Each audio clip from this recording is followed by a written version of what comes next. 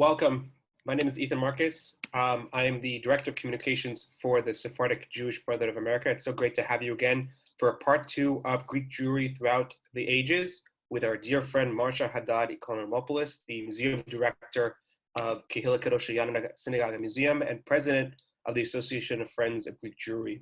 We're so glad to have you here again tonight, and we'll be discussing part 2 in our series, Greek Jewry in the Middle Ages. And Marcia will take it away in just a moment. Just want to make sure everything's all set up. And Marcia, you can begin whenever you're ready.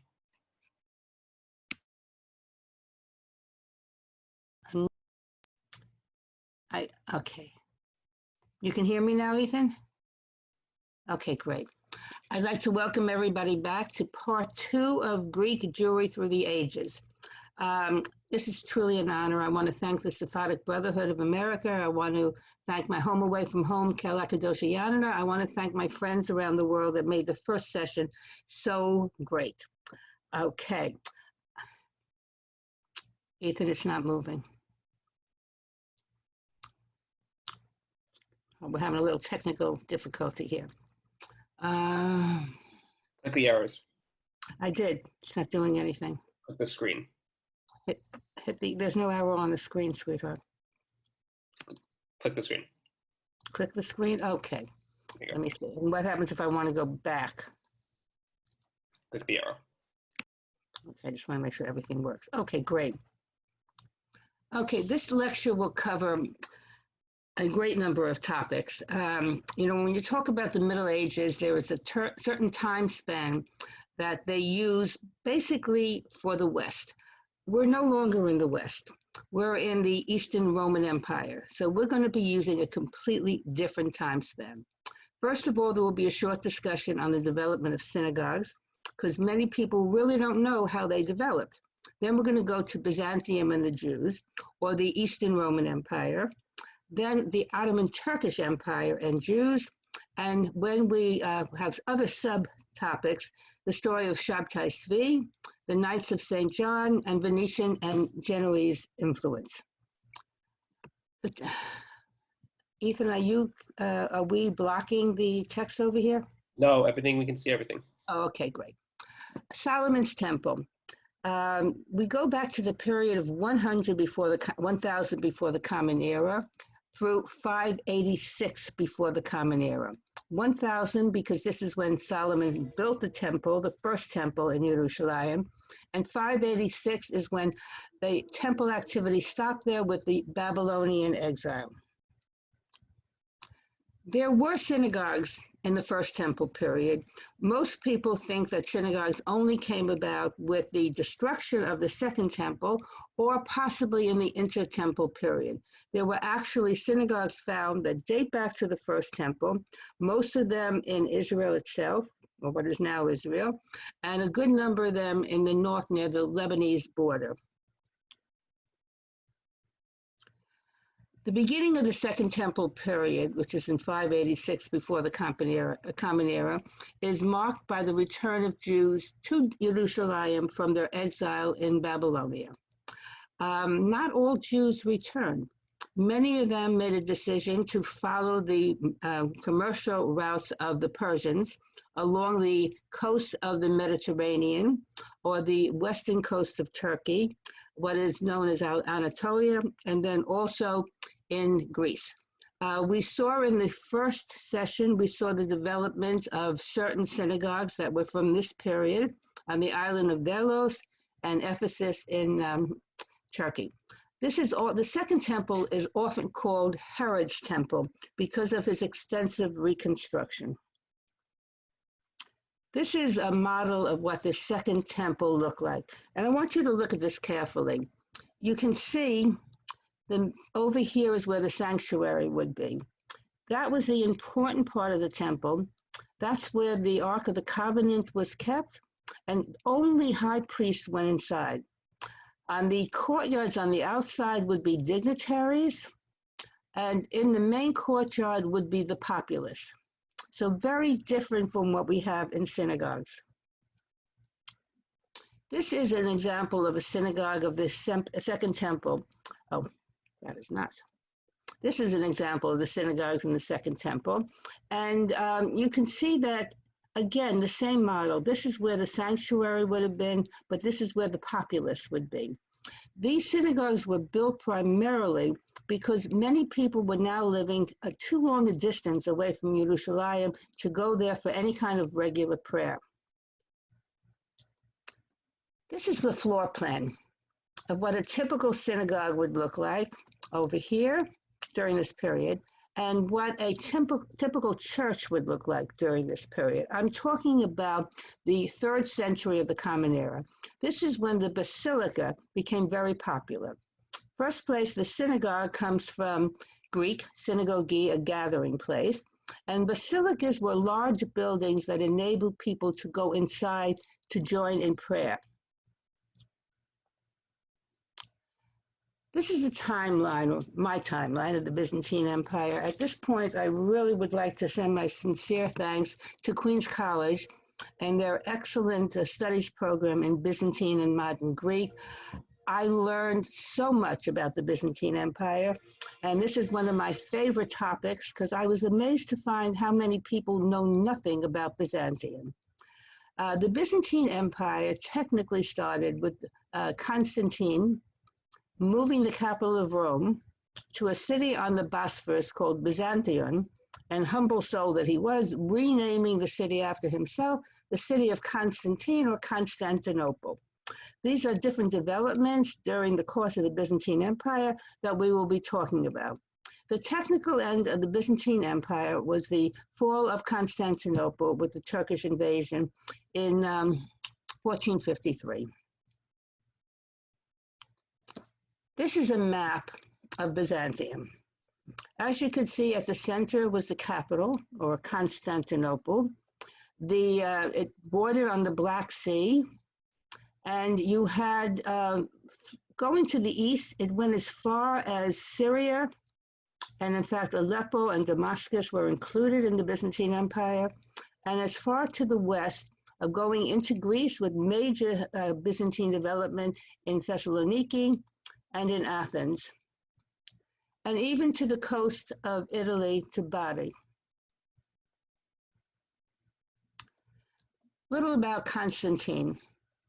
He was born in 272 of the Common Era and died in 337. He moved the capital of the Roman Empire from Rome to a city on the Bosphorus called Byzantium. He was the son of a Roman emperor, Constantinus, and his mother was Helena, or Eleni, who was described as a common woman. She was actually a barmaid because Constantine's grandfather, Eleni's father, owned a tavern, and Constantine's grandfather, Eleni's father, was Jewish. So technically, according to Halakha, Constantine was born a Jew. But it was his mother, even more so than him, would change the roadmap of the Roman Empire, the Eastern Roman Empire, and make it a Christian empire.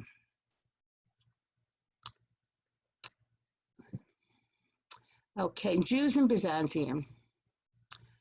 A little bit about, first of all, I want to put this out of the way.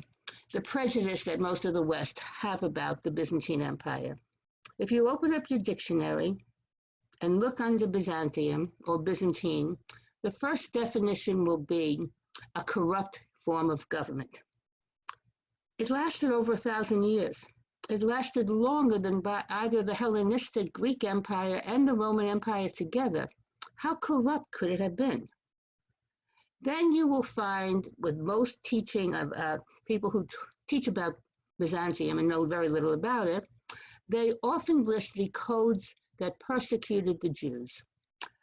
Basically, Jews enjoyed the right to practice their faith under the rule of the Byzantines. There certainly were certain periods where laws were introduced. Jews were excluded from certain government posts. They were barred from civil service and all military positions. But, and this is a very important but, the Jewish religion was allowed to survive, but it was not allowed to thrive. The Byzantines wanted to make sure that Jews knew their place. But this was throughout the period of every empire that existed, both before and after. The Justinian Code was a restriction on the building of synagogues. Judaism must be subservient to Christianity. In other words, a synagogue could not be taller than the closest church, and in the Ottoman Turkish Empire, the closest mosque.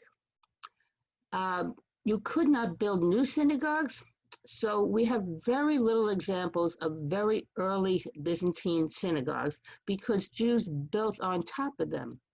Just like in Janina, the present synagogue inside the Castro dates back to the late 19th century, but there probably were at least 3 or 4 synagogues that were underneath the present synagogue now.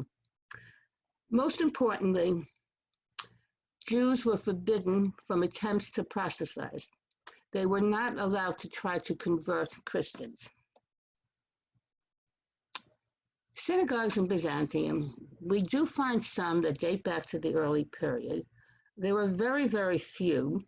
One that the ruins were magnificent. There was an earthquake that destroyed the actual building, but it preserved this magnificent mosaic floor. And this synagogue is up near the border of Lebanon. This is actually a Byzantine synagogue in Athens, right outside the Roman Agora that was converted into a church afterwards. It's done in the basilica style. Okay, what is the basilica style? There are certain forms. There is the apse. There are branches on the outside. In a church, these form the form of a crucifix. In a synagogue, the apse is a place of worship, and then on the sides are where people gather to join the congregation.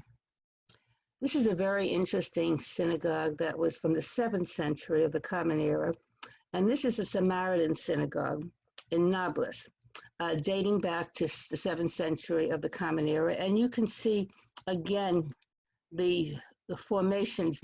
These were, later on when we get into Western architecture, you have the flying buttresses, you have these elaborate tall cathedrals. These arches were the very beginning, if anything, primitive means of heightening a building. Okay, this magnificent building, which is actually a drawing of the synagogue in Florence. Now, the synagogue in Florence was not built until the 19th century under emancipation. But the design of the synagogue was a very traditional Byzantine design. And you can see the apse over here. These are the women's galleries over here, the different extensions of the arches. So this was a good example of what a traditional Byzantine synagogue would look like, even though it was not built during the Byzantine period. Okay, what contributions to Judaism did Byzantine Jews make? If you want an excellent book to read Professor Stephen Bauman's The Jews of Byzantium, fantastic scholarly work, and he goes through all the contributions. These are just some of them. Eleazar Calder, who lived from 570 of the Common Era to 640, and he was a writer of piyutim, or poetry, from Constantinople. Asaph the Jew, who lived between the 5th and 7th centuries of the Common Era, wrote the first Hebrew medical treatise. Then there was the Sefer Yosephan. Now, the Sefer Yosephan was actually commentary that was written discussing the history of Judaism from the time of Daniel and Esther up until what was for them the modern period, which was Byzantium. It was appended afterwards. And this was written in Italy, in the Greek-speaking Jewish communities there, in South Italy, in Bari. Judah Leon ben Moses, Moscone, was a Roman Jew from Akrida, which is actually present-day Ohrid in North Macedonia. And he edited and expanded the Josephon.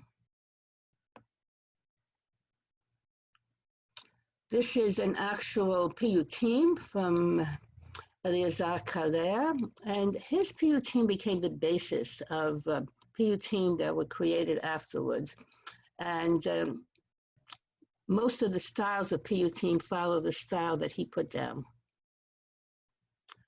This is Asaf, who wrote the medical treatise. And this is an actual example of the Sefer Yosepan.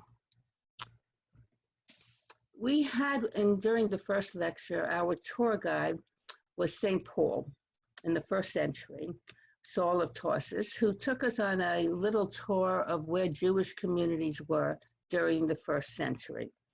Our tour guide in the Middle Ages is a man by the name of Benjamin of Tudela, who came from Tudela in Spain. He's very often called rabbi, but he called every man he met a rabbi, and it's very unlikely that he was. He was a traveler, and he went from Tudela in Spain over to Italy, and from there to Greece, then on to Turkey on his way to Jerusalem, stopping at Jewish communities along the way. And he would record the population. Now, mind you, we have no idea what the census was like then, and his figures are a little strange. He has one Jew on the island of Corfu. I don't know where that came from. It's sort of hard for one Jew to exist all by themselves. And he has, we don't know whether he just counted the male heads of households, or if he counted just the families, or he counted actual population. The most populous city at that time in the 12th century for Jews was Constantinople, with 2,500 Jews. Then you have Thebes, which is interesting because we don't think of Thebes as a place to be populous for Jews, but it was the center of the dyeing of fabric, the dyeing of the purple garments for the Byzantine emperors, and the Jews had a monopoly on the dyeing of fabric. We have 500 Jews in Thessaloniki. He shows Chios and Rhodes, each with 400 Jews, and Jews in Corinthos and Samos. Now, occupations of the Jews of Byzantium. First of all, this is Thebes, which was the center for silk dyeing, dyeing the purple garments that only the Byzantine nobility could wear. There was an expression, born into the purple. Common men could not wear purple, only the Byzantine nobility. And that's why it was so populous for Jews at that point. Most of the occupations of Jews during the Byzantine period had to do with the textile business. The making and creation of fabrics. You know, there's an admonition in the Hebrew scriptures that any fabric that comes in contact with the laws, so a fabric that would be made into a taleth, a fabric that would go around the Sefer Torah, had to be pure, only one fabric used. The Byzantine Greeks had become so proficient in the creation of fabrics that looked more expensive than they actually were, using cotton to make imitation silk and linen, that the Jews felt they could not feel safe to buy their fabrics from the Byzantine Greeks, so they started to produce their own. They went as far to bring back silk, going into the silk area on their trade routes. They brought back silkworms and began to produce their own silk in Greece. By the way, on those journeys into the Black Sea is when the Jews brought back tamara, which is what's used to make tarama salata, the salad that's made from the roe of salmon eggs. They also were involved in the actual making of garments, which moved into leather afterwards, and centers of leather, such as in Castoria and Constantinople, became major centers of Jewish presence. You know, any place you go to in the world, when you go into the quote-unquote garment district, you can be sure that Jews once lived there because they monopolized the textile business throughout Europe and then coming into the United States, here in the United States also.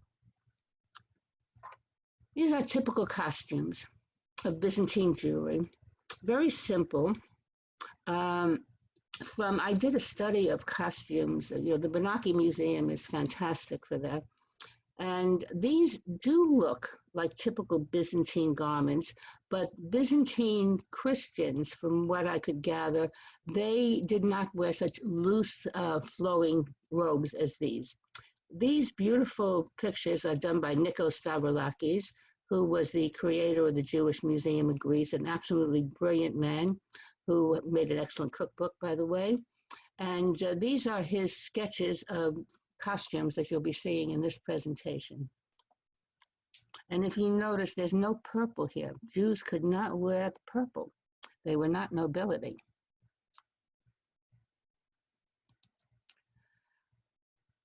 We're now going to talk about conflicting empires. Byzantium lasted from 330 to 1453 of the Common Era, and the Ottoman Empire from 1453 to 1861 in this presentation. The Ottoman Empire actually lasted longer than that, but I only went up to the height of the Ottoman Empire, and we'll be discussing that when I get to the Ottoman Turks.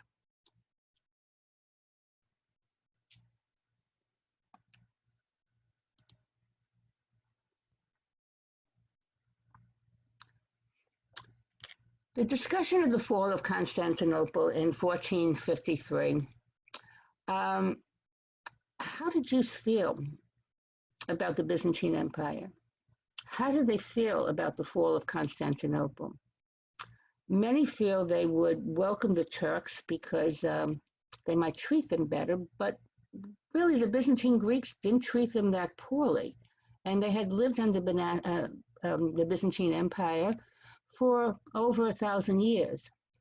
We have one example of an actual lament that was written by a rabbi from Crete on the occasion of the fall of Constantinople.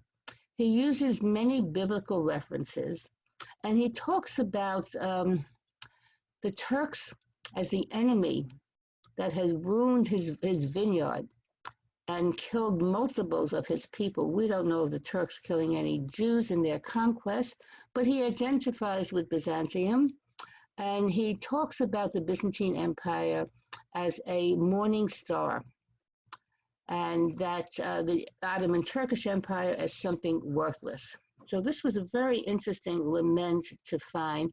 Unfortunately, from this period, you find very little commentary. In fact, Professor Bowman was the only one that went into any detail on finds such as this. The Middle Ages for Greek Jewry. Now, if you talk about the Middle Ages in the West, it's called the Dark Ages, and understandably so. There was very little literacy that went on, very little learning. It was a period that ended with the development of the Renaissance in the West. These are very different in the Eastern Roman Empire. In the Eastern Roman Empire, there were universities during the time of Byzantium, where there were very few in the West. Women had the opportunity for higher education, something that was unheard of in the West. You had some very brilliant women writers. In fact, the Byzantines protected women in many ways. The ketubah, the traditional ketubah, the Romanyo ketubah from the Jews of Janina, is a long list of everything the wife was bringing into the marriage. Because if the husband decided to leave her, or if he predeceased her, everything went back to her. So it was an early prenup that protected the woman. The Renaissance in the West was not duplicated in the East. In fact, the Enlightenment for Jews was not duplicated in the East. So where the world for Jews was really much better under Byzantium than it was in the West, with the beginning of the Renaissance, Jews began to flourish. And if anything, Jews in the East, in the Ottoman Turkish Empire, entered a period of relative illiteracy and superstition. The alliance that was established to educate uneducated Jews in the Ottoman Turkish Empire. But we'll see the Ottoman Turkish Empire did have its positive sides for Jews. This is a map, and I'm going to show you a series of maps of the Ottoman Empire. If you remember the Byzantine Empire, the Ottoman Empire basically took over the Byzantine Empire and then expanded it afterwards. So here in the dark orange, you see the initial Ottoman Empire in 1451. By the way, Ottoman Turks came into both Salonika and Yanina in 1430, even before the fall of Constantinople. Then you have additional acquisitions afterwards that went down into Syria, Egypt, across North Africa, Algeria, and even into Hungary, and certainly most of the Balkans. This is an additional map, and this map shows you, again, the flourishing of the Ottoman Turkish Empire. This is at its height in 1683. After this, the empire starts to disintegrate. And, you know, it's hard to maintain an empire of this size. This is what happens so often. It happened with the Byzantine Empire, the Roman Empire, the Ottoman Turkish Empire. Very often they bit off more than they could chew. And almost in 1683, at its height, afterwards, subsequently, the empire started to lose land and decline. An interesting fact is one of the earliest areas that fell out of Ottoman Turkish control, in this case into Serbian control, was in North Macedonia, what's now known as Vitula, but when my great-grandfather lived there, it was called Monastir. And the earliest Jews to come to the United States from the Ottoman Turkish Empire were the Monastirlis, who established the earliest burial society. I'm going to move on to Rhodes. It's one of my favorite places. This is the synagogue in Rhodes, and I'm very proud to say that I was able to get this nominated to the World Monument Fund in 1998 as one of the 100 most endangered sites in the world, and we were able to save this synagogue, which is now the oldest still functioning synagogue in Greece. It was actually corroding from the inside. It was made out of stone that started to disintegrate with the moisture. This is, if you remember, those of you who were with me for the first lecture, when we went to Sardis, we saw a synagogue there, or the remains of a synagogue, with two echal. This you see also in Rhodes. Now, whether the Jews of Rhodes actually duplicated this from what they saw in Sardis, it's very unlikely, but it's very unusual, this double echal. The Juderia. This is a great picture of the Juderia where the Jews lived. It was not a ghetto. They weren't forced to live there, but it kept them close to their synagogue. As the Jewish community in Rhodes grew, some lived outside the old city, most continued to live inside the old city, and there were a number of synagogues there.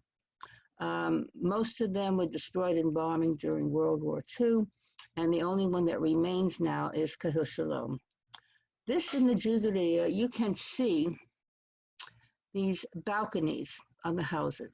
This is a Turkish style of architecture. The women would sit inside. They weren't allowed to come out and freely engage with men that they were not married to. So they stayed veiled inside their little balconies. And since the architects of these buildings were Turks, Jews that lived in these buildings also had these delightful balconies, but the Jewish women were allowed to come out and circulate.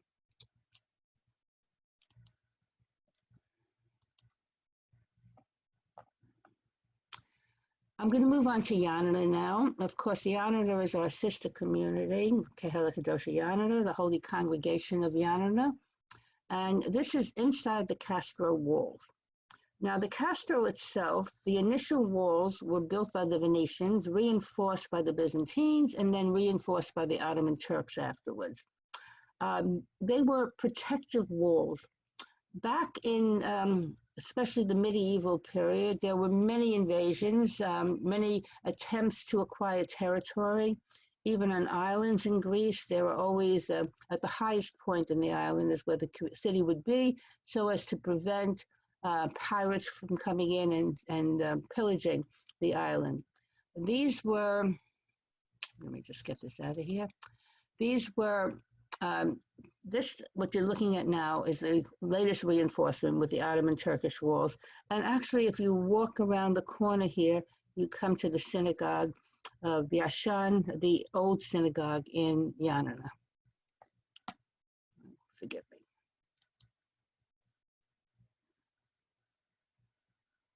These are Roman Yod Jews that lived in Janina. And these are traditional costumes of Roman Yod Jews, again by Nikos Stavridakis. These do bear a remarkable resemblance to costumes worn by Ottoman Turks, with certain modifications. Now you see the man here wearing a turban, but Jewish men would wear a kippah underneath the turban. The Jewish woman, if she was married, always had her head covered. And these costumes were in layers. You had the vest, you had the long blouse, you had the balloon-type pantaloons underneath. By the way, under the men's garment were also balloon-type pantaloons. This is a beautiful picture of the marketplace in Janina during the Ottoman Turkish period, and you can still see the remnants of a mosque here. The stores were on the bottom, and they lived above the shops, not unlike the life they created for themselves on the Lower East Side. This is one of my favorite pictures of Janina, even though it's from 1948. I love getting up in the morning there, watching the mist come up, walking through the cobblestone streets. You feel like you're going back centuries. And this picture, though taken in 1948, could have been taken in 1648 or earlier. It hasn't changed. Let's move on to Salonika. I want to say one thing about the position of women in the Ottoman Jewish Turkish communities. Most women led a very sheltered life, both in Janina and in Salonika and on the island of Rhodes. Women did not work. It was considered a disgrace on her husband or her father, and they got very little education. It wasn't until the Alliance came in that women got any education at all, and it was usually just learning French, which of course is very important in Greece, and learning how to sew. While the men did get some secular education as far as math was concerned and keeping their books, it was at least more commercially oriented than the education that women had. Also, marriages were arranged. The father or sometimes the elder brother would arrange the marriage, and men got married later than women because the brothers had to provide the dowry for all of their sisters before they can get married. So men were usually a good 10 to 15 years older than their brides. There was also the pecking order. The oldest daughter usually had the best chance at having a decent match made for her because there was more money in the family there and they could provide an adequate dowry. And part of that dowry was usually a place for the couple to live. In Janina, it was usually resolved by two brothers marrying two sisters, therefore they can share one house. There was no concern about marital bliss, obviously. In Salonika, it was such a diversified community. You had wealthy Jews, you had middle-class Jews, you had poor Jews. But the same system was kept until the dowry was actually outlawed in 1932, I believe it was, quite late. 1982, even later. These are pictures of Ottoman Jews in Salonika. Going back to the women's costume here, it's called by the headdress, the kofcha, and her hair would be wrapped up and kept on top. This is actually a picture of a priest walking through where the troops are being reviewed, but it's a beautiful example of some of the architecture from early on because so much was destroyed in Salonika with the fire there in 1917. This is actually in the old city, Antiquity, up on the top. And this is where many refugees lived when they came into Salonika. It was also a mixture of population. There were Muslim Turks and there were Jews. Most of the Christians lived down in the city center, and most of the Jews, especially those that worked at the port, their husbands worked at the port, lived down next to the port. And this is a lovely painting of a taverna on the way to Salonika. And you can see the colorful outfits. And by the way, the different colors of the turban denoted occupation. An important figure during the Middle Ages in Greece, especially in Salonika, is Shabtai Tzvi. If you don't know the story of Shabtai Tzvi, it's a fascinating person to look up and research. He was a Roman Yoke Jew from Smyrna or Izmir, and he was proclaimed the Messiah in 1666 by his prophet, Nathan of Gaza. You know, to be the Messiah, there are certain requirements. You should be charismatic, and you have to have a prophet to come ahead of you to tell the world that you're coming. Well, 1666, Nathan of Gaza proclaimed Shabtai Tzvi as the Messiah.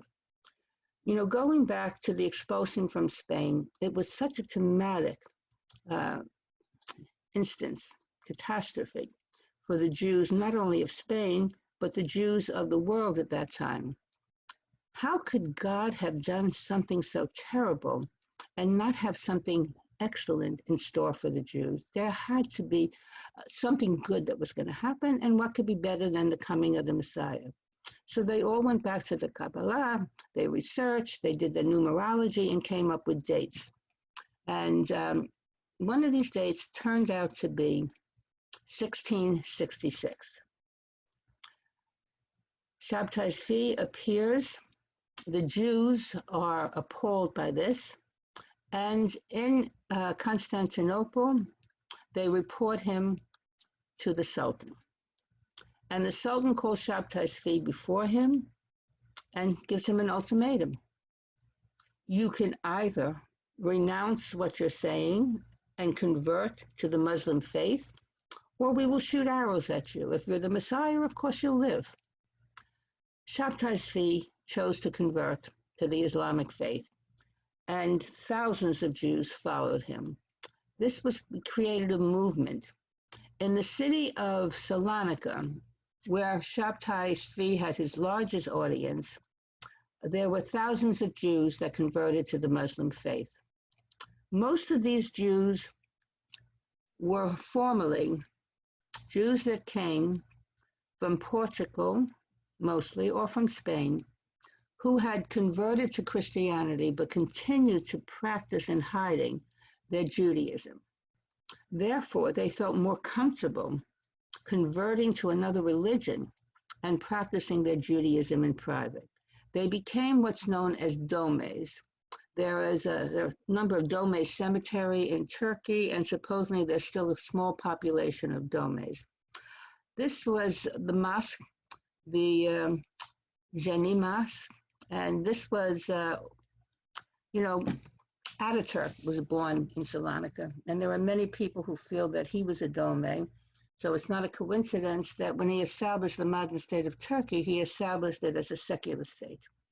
This is the interior of the Yeni Mosque, and you can see many of the decorations are very much like decorations in a synagogue, and this would be like the women's balcony. We really don't know what went on among the domes. They were very secretive. You know, in recent times, there's been a lot of literature on the practices of converso Jews from Spain and elsewhere in the world, what they believed, what they practiced, how they maintained their Judaism, how they came out later on, coming back to Judaism. This has not been done with the domes. It still remains very, very secretive. The Knights of St. John. I'm including this because, you know, throughout Greece, not all communities had the same history. It's a small country, but there were diverse histories. The island of Rhodes had a very interesting history because, first of all, where most Jews and the expulsion from Spain came into Ottoman Turkish lands in 1492. The Jews that came in from the Sephardic world onto the island of Rhodes did not come until 1522. And at the time they came in, they overran, the Ottoman Turks overran the Knights of St. John. And the Knights of St. John had conquered the Byzantines around 1430. The Knights of St. John's were Crusader knights. And they set up hospices, they're like little hotels for the Crusaders on the island of Rhodes. You know, it's a very strenuous business being a Crusader, all the slaughtering and the killing and the looting. So they needed a place to rest up before they went to Jerusalem. So these are, okay. Now, we do know that under the Knights of St. John's, the Jewish presence, which would have been a Roman yoke Jewish presence, disappeared on the island of Rhodes. What happened was they were either slaughtered or persecuted so that they left. And it wasn't until 1522 under the Ottoman Turks that there was a Jewish presence that repopulated the island. This is a delightful little map of the siege of Rhodes in 1522. And this is a lovely picture of a scene, a lithograph of Rhodes under the Knights of St. John. And you can see the structures they built, the towers, the palaces, the fortifications. It's something that makes Rhodes one of the most interesting cities in Greece. This is an actual picture of the modern day street of the Knights, and all these little houses were like little hotels. And the flags would be outside of them at the time that the Knights were in power there. Now they are usually taken over by municipal buildings. This is the Kedosha synagogue, beautiful synagogue. And you can see this is a typical Ottoman style synagogue with the high ceilings, many windows to let in natural light. This was built, completed in 1577. And of course, electricity was not put in until the 20th century. The chandeliers are very new there. But this is after the restoration. You can look at the floors. These are called sheshikos. And this is the style of flooring throughout the streets in Rhodes, and even inside the houses. And this is part of the Jewry, a little alcove where it's not filled with all the paraphernalia of the Torah stands, and you can actually see the structures of these little alcoves. This is a picture of the Jewry, and you can see the same style as in of the balconies that we saw in Janina for the Muslim women. Excuse me.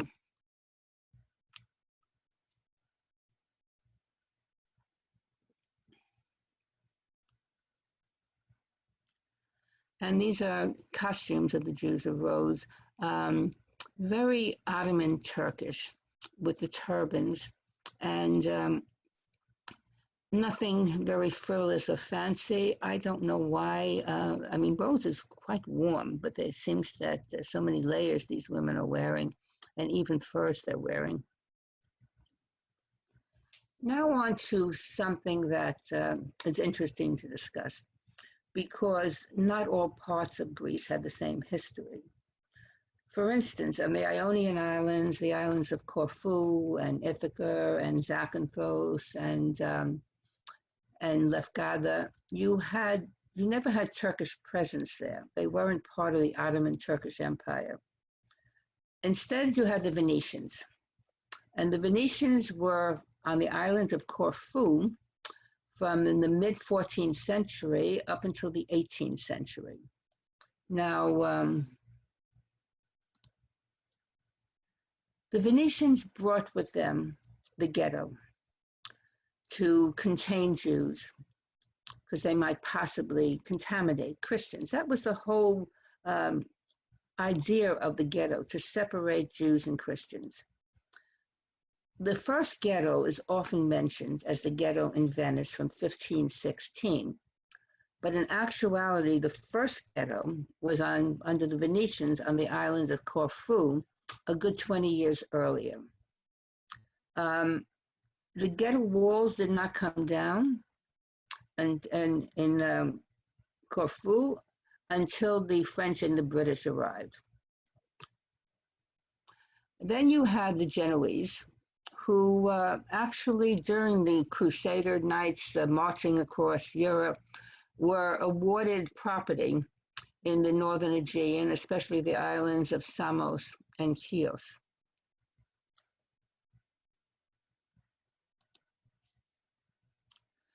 This is Corfu, beautiful island.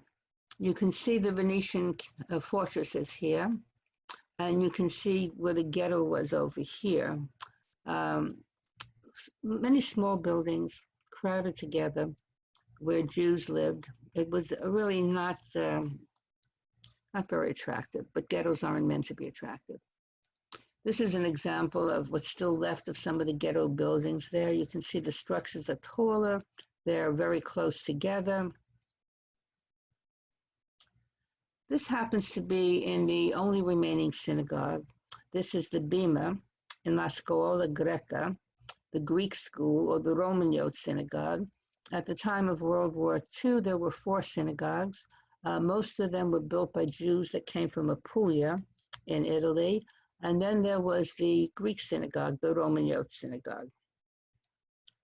These are the teaks holding the Sefer Torahs inside the La Scuola Greca. And this is a beautiful Hanukkah from Corfu.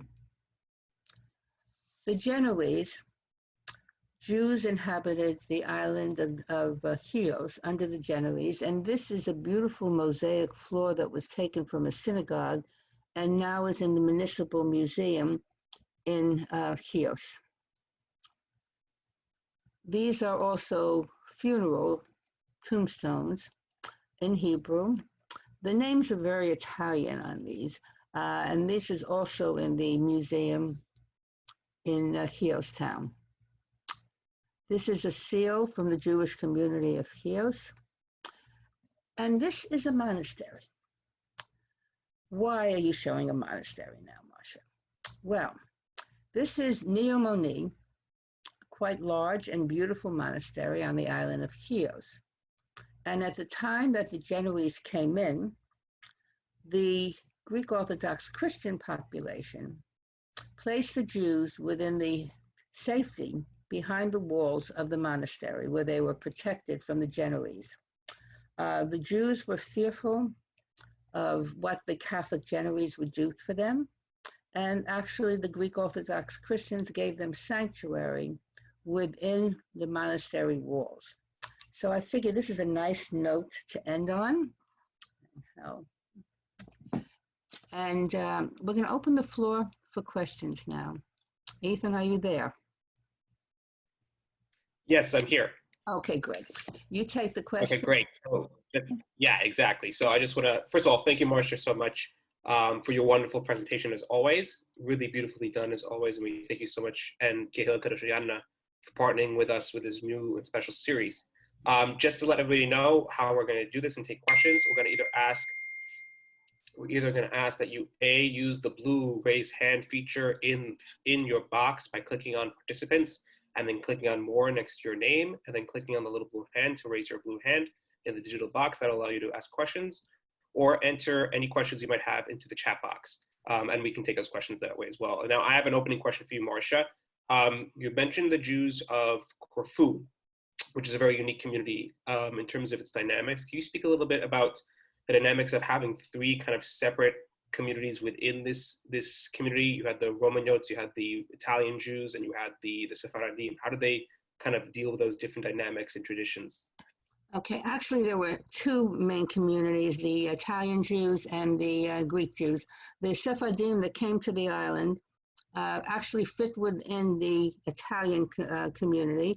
And there was a language that they spoke that was called Pugliese. It was a mixture of Spanish, Pugliese Italian, Hebrew, and Greek. Now, how did they get along? They didn't really get along, actually. To point this out, there was a man who died on the island. There were 2 cemeteries. Now, the community was never very large. It numbered maybe at its height 2,000, but there were 4 synagogues, of course, 2 cemeteries. And the question came up, where would you bury this traveler that didn't belong to either one of the communities? So the rabbis got together. They decided if he came from the east, they would bury him in the Romano cemetery. If he came from the west, they would bury him in the Pugliese cemetery. I don't know what the outcome was, but it showed you how the division was there, and they really, even in modern times, even at the point of the Holocaust, there was still this division and the feeling of superiority on the part of the Pugliese Jews towards the Romano Jews. No, we have the chart. It brings up the funny, the famous Ladino quote, Dos Judeos, tres Kehila, 2 Jews, 3 synagogues. Exactly, right, yeah. We have some questions here in the chat. One question from D is that, are there any Jews left on Rhodes or Corfu? Yes, Rhodes has a Jewish population. Actually, we applauded the fact that the Jews increased by about 25% there 2 years ago. It went from about 40, I think, until it went from 35 to about 50. And what happened is there were 15 Jews from France that decided to make their home on the island of Rhodes. There's only services when there are visitors. It used to be that you would have many Rhodes leads from around the world that would come to have high holiday services there. They've gotten older, and so not many of them come. But I was there last year for the anniversary of the deportations, and it was filled with Rhodes leads from around the world that came to share this commemoration with the Jewish community there. The island of Corfu has a small Jewish population of about 50, and also struggles to maintain itself. And again, division within the community has continued. And it's politics. It always amazes me in these small communities where there will be actual political parties for the election of the presidents of the community. And here we have another question from Loretta saying, I was taught that the first ghettos were self-imposed choice, that the Jews wanted their own community. When did the ghetto become a negative place to live? Okay, ghetto was never a positive choice. Ghetto was a confined place where Jews could not live. It was always something that was imposed on them. In modern times, we mistakenly use the term ghetto for clusters of people. A ghetto was imposed. There were gates that were put up there. The Jews had to pay for the creation of the ghetto. The Jews had to pay for the armed guards of the ghetto. Windows on the outside in Venice were blocked off so that the Jews couldn't look upon the Christians, and the Christians living across the canal had their windows blocked so they couldn't look upon the Jews. It was never a choice for Jews to live in a ghetto. We have a question here from Linda. Were the young girls of Janina at the beginning of World War I sent away, for example, to America? Okay, at the beginning of World War I, what you had at that time, Janina became part of modern Greece in 1913. And it wasn't that the young girls were sent away. In fact, if anything, the young men started to leave earlier because they would be forcibly conscripted to the Ottoman Turkish Empire. What did happen is families that were too poor to provide a dowry very often would send their daughters to the United States because they found out that they weren't required a dowry on the Lower East Side. So that's why the girls came over. And they always came over with other siblings or family friends. They didn't travel alone, even though some of them were quite young making the journey. We have a question here from Meyer Bloom, specifically about a reference to something from last week regarding Ephesus. Yes. Meyer, can you unmute yourself? Hello. I visited you about 10 years ago when I was in New York. I went on to do some research in Janina and Thessalonica and various places. Look, last week I couldn't get this working. You showed the picture of the library in Ephesus, and you said on the right was the synagogue. When I was in Ephesus, I asked the guide about Jewish life there, and she just said, "Oh, we think there's a synagogue underneath somewhere. We don't know where it is." Yeah. And the other thing is, on the library steps, on the right of the library steps, there's actually a carved menorah on the ground, on the steps. Yeah. So I'm just wondering, A, the guy didn't know about the synagogue, or why was that menorah, has that been put there on the ground on purpose? It came from somewhere else, or that was some acknowledgement of Jewish life? Yeah, in all likelihood, they didn't know exactly where it came from. I was told by a number of people that the synagogue was right to the right of the library. And it's not unusual for guides to know very little about Jewish presence in these sites. We seem to be an anomaly when we come there. They're used to questions from Christians. They're used to scholars asking questions about antiquities. But most of them know very little about Jewish presence in these sites here. Good to hear from you, Maya, by the way. We're going to take one last question because I want to be cognizant of time. From Andrea, how many Jews are in Janina at this point? Are they observant? Are they more secular? What's kind of the situation today? And by the way, this will probably get into next week's course on kind of the modern period. Right. Janina now has 32 Jews. And that's probably a stretch because there are Jews in other parts of Greece that are very adamant about being included in the population in Janina, such as Zinat Batino, who is the present museum director of the Jewish Museum in Athens, and whose father, her late father, was president of the Jewish community there. And when they told her she could not register as a Jew in Janina, she says, fine, I'll quit my job and I'll move back to Janina. So rather than losing her at the museum, they allowed her to continue to include herself in the Jewish population there. The population is mixed. There are a few, very, very few survivors still left there. There's a generation that was born after the war, such as Allegra Matza and John Caliph Ezra. And the community is also split between the Holocaust survivors that didn't have the benefit of an education and were mostly shop owners. And because of the fact of the hospital at the University of Janina, some absolutely brilliant people who came to study there or were living in Janina and decided to stay to study at the museum. Moses Eliasov, the president, just retired from being head of internal medicine at the University of Janina, is now the mayor of Janina. John Caliph Ezra is also a physician there. We have a Samuel Cohen, who came from Salonika to teach it's a teaching hospital. There are some young children because two students from Janina who weren't originally from Janina but were studying at the university, they fell in love with the city, decided to stay, and they have now added 2 young children to the community. But we lose people every year. You know, the community is elderly. And it's always sad when a longtime member of the community passes away.